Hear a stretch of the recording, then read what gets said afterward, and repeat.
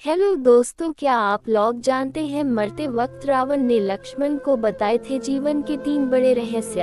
आप भी जानिए। रावण ने मरते समय लक्ष्मण को 3 अहम बातें बताई थी।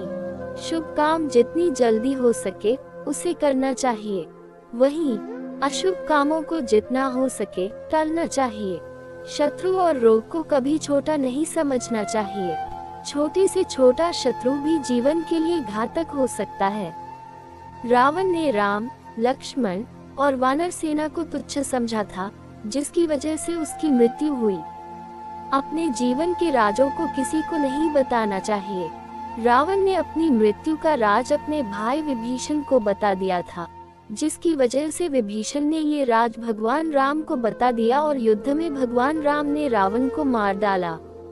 दशहरा 2020 रावण ने मरते समय लक्ष्मण को बताई थी 3 बहुमूल्य बातें, जो 13 अक्टूबर 2022 दशानन ने लक्ष्मण जी को दूसरी महत्वपूर्ण बात बताई।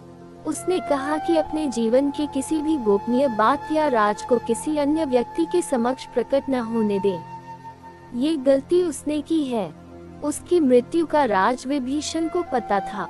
अगर मेरा वीडियो आपको पसंद आया हो तो लाइक सब्सक्राइब करें।